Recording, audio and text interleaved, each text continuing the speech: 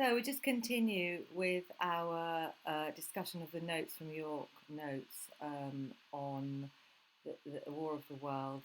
So in my other video, I was talking about what he predicted, H.G. Wells, in his science fiction or science romance, as it was called in those days. He also predicted UFOs, the cylinders, extraterrestrials, the Martians. Although, to be honest, we haven't got extraterrestrials yet, have we? Space travel, tanks, the tripods. I suppose they are like tanks, aren't they? Flamethrowers, the heat rays. Laser beams, the heat rays. Exoskeleton technology, which I said before, the handling machines. Chemical warfare, the black smoke. Yeah, I forgot to mention that the chemical warfare is the black smoke. So obviously we've been using chemical warfare. I say we, not me. People have been using chemical warfare for quite some time now, and it's very, very nasty. And the black smoke was a bit like the stuff they actually used in the trenches, actually, wasn't it? When they gassed them in the trenches in the 1914 war, they gassed them with mustard gas that made all their lungs gurgle and their eyes bulge. And there's a terrible poem by Wilfred Owen, is it Dulce Decorum Est, about that awful mustard gas. Anyway, that's a war poem. I don't think it is Wilfred Owen. I'll have to look it up. Anyway, and total warfare, which I've talked about, threat to the British Empire, First World War and Second World War, and the rise of the United Nations. So the commonweal of mankind at the very end, he has that. I'm just going to look up who wrote Dulce Decorum Est, just because I'm that kind of person, and I don't actually want to get that wrong. Dulce Decorum Pro Patria More. Oh, it is Wilfred Owen. That's good.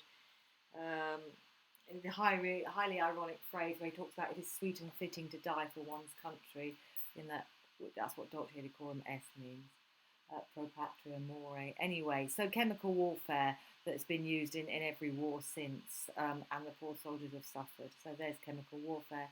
And the rise of the United Nations, or the UN, before that it was the League of Nations, the Commonwealth of Mankind. So they're not unusual ideas, as it turns out. He just predicted them.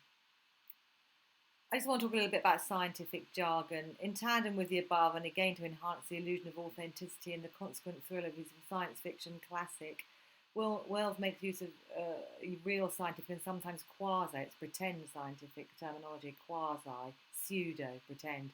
So in the book 1, in chapter 1, in astronomy, Wells has his narrator use such astronomical terms as nebula, hypothesis, secular cooling, the opposition of 1894, and spectroscope.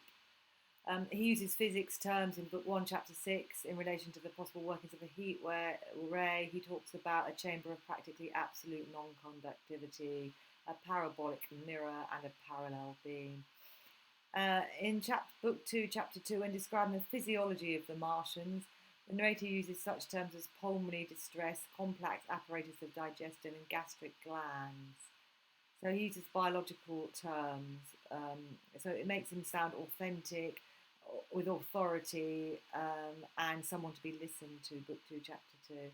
But he is actually exploring some themes, some key themes of an apocalyptic vision, and the foolishness of mankind. And he's criticising the empire, isn't he? The way he shows the Martians mashing everybody up without any thought to the little humans is exactly what the British did to the Tasmanians and to a lot of other races. The Americans did it to the indigenous American Indians, the Australians did it to the Aborigines. And yeah, basically wiped out whole races, or subjugated or suppressed whole races to their own ends. So he's actually seen that, so it's not exactly shocking. When he has the Martians doing it to human beings, because he's seen human beings do it to other human beings. Anyway, Mechanics. Also, he uses mechanical language, so he uses jargon, the word jargon. In Book 2, Chapter 3, when describing the handling machine, the narrator uses such terms as oscillatory motion and a telescopic fashion. So these are Latinized words that make him sound clever and truthful and a bit like, a highly educated person who knows what they're talking about. Quasi science, so that's pseudoscience. Although Wells's use of quasi science is a deliberate attempt to create tension and excitement by adding the illusion of realism to the Martian invasion, it is also often lurid and sensationalist. And lurid means sort of highly colourful and entertaining, and lurid. I think probably Love Island or some of those kind of things could be classed as lurid. So highly colourful and sort of slightly freakishly gossipy and entertaining. There's a definite tongue-in-cheek aspect to this book. He's having a bit of a laugh at himself. It is worthy of the remark that a certain speculative writer of quasi-scientific repute, writing long before the Martian invasion, did forecast for man a final structure unlike the actual Martian condition. Book 2, Chapter 2, page 127. He's actually referring to himself on this page 127. When he refers to a certain speculative writer of quasi-scientific repute, he's actually referring to himself and an article he had written in 1893 entitled The Man of the Year Million, in which he proposed some very, very, very far-fetched ideas about how human beings might physically evolve. So he's really interested in the future of mankind. Little does he know we're going to all be killed by climate change. Whoosh, in one fell swoop. But anyway, the Man of the Year Million, he's very hopeful actually at that point, isn't he? As he tells us in this chapter, his asexual Martians, composed largely of brains and hands, are modelled on the vision of a future human race proposed in that earlier work. So he's, extrapolating from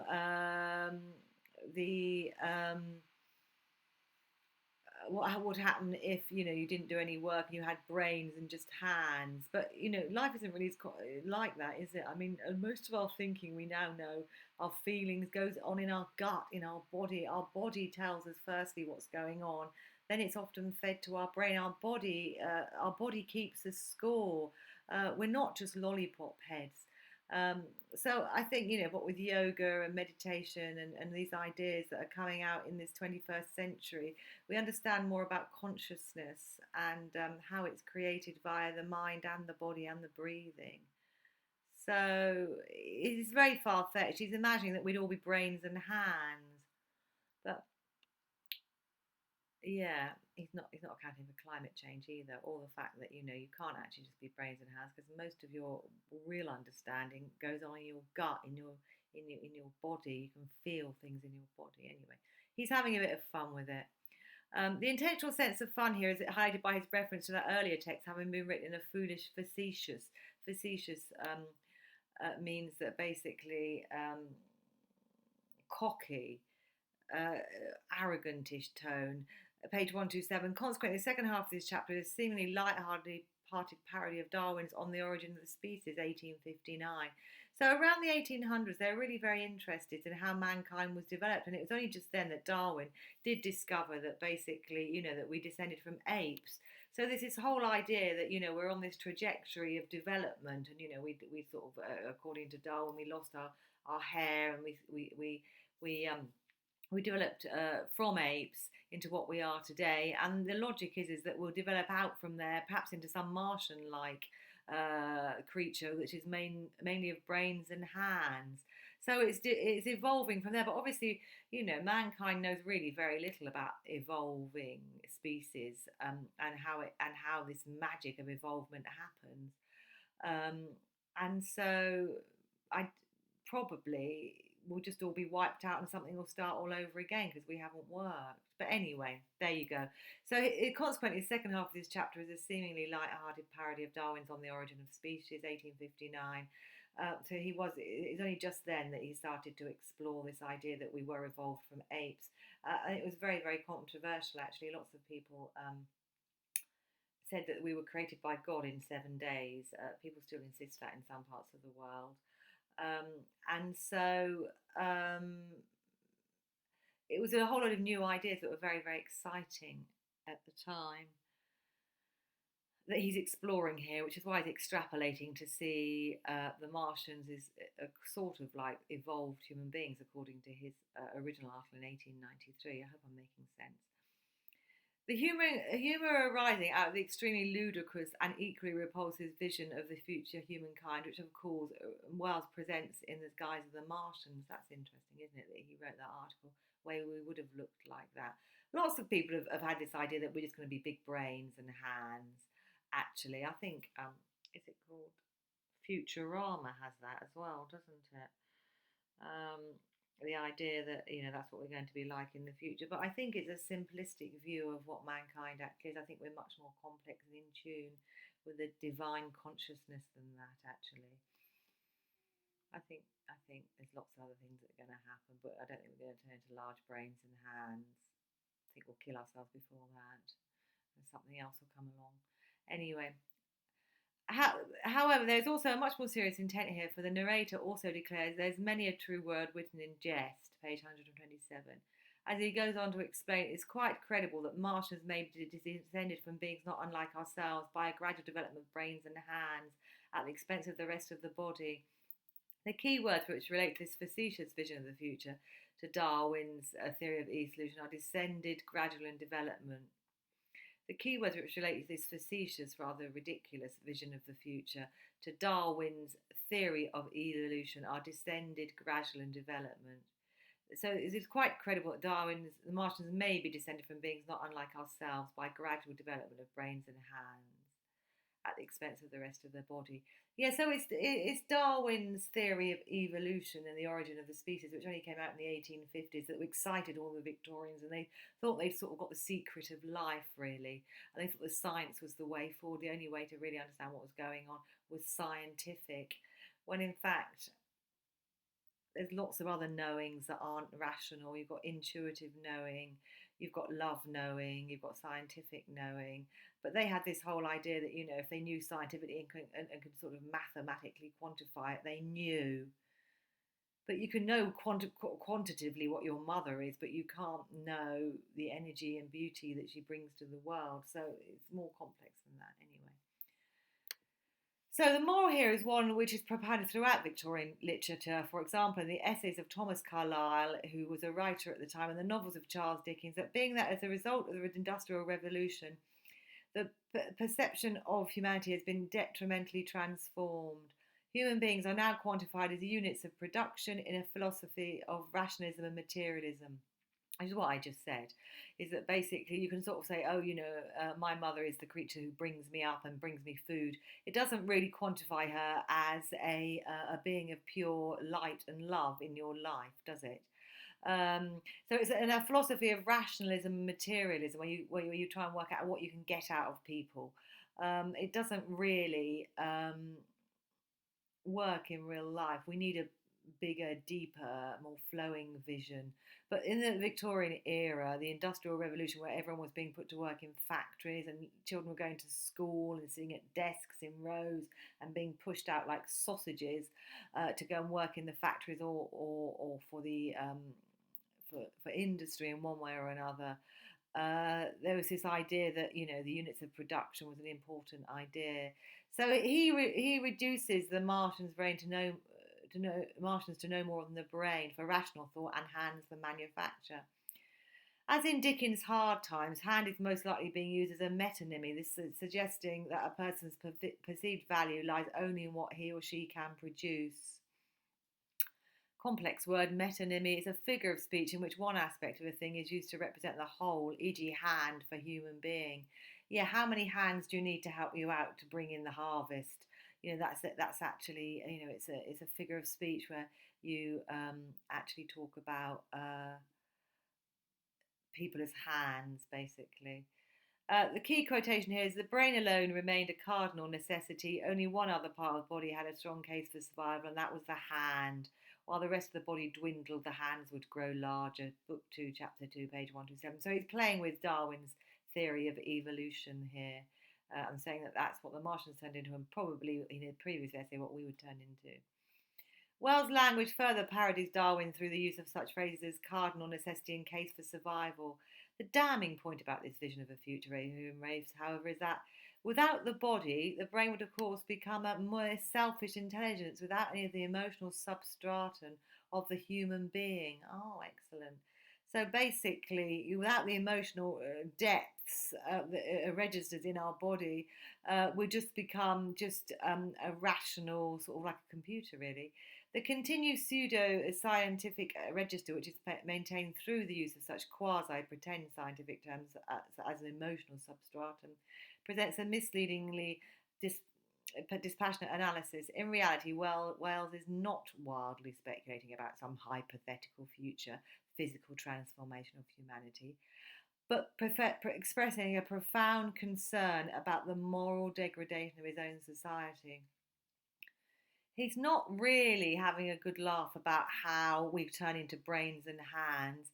He's saying that our society is morally degraded, degenerate, because it doesn't look at people any more than hands and brains. It doesn't look at it as the whole complex, moving, energetic field of love, which is a human being. So he's actually expressing a profound concern about the moral degeneration of his own society by explaining that the Martians have turned into that, and they did, and actually, if we continue the way we are, just worrying about rationality and what you can get out of people as working units, hands, employees, basically, you're not really going to. No one's going to get their full potential and happiness, and the planet is going to be destroyed actually if all you can see it as something to be used. People are to be used, the planet's to be used. Um, yeah, which is actually what's happened so far, isn't it? We're just using the planet till it's dead. So he's expressing a profound concern about the moral degeneration of his own society, the values. And unfortunately, I don't think anything's changed. We're still treating people as mere units to make money out of. E.g., in Bangalore and India and Vietnam and in Leicester and all over the place, including people on the front line for coronavirus. People are being sent out there to work for very little money and often risking their lives so that certain other people can live in deep comfort. So I don't think much has changed actually. I think still people are being used as tools to make other people richer, very small social class, the 1%. And they're destroying the planet as well for all of us. Anyway, I'm going to stop now. That was an exploration of H.G. Wells's pseudo-scientific register and Darwinism, which is really an interesting contextual aspect.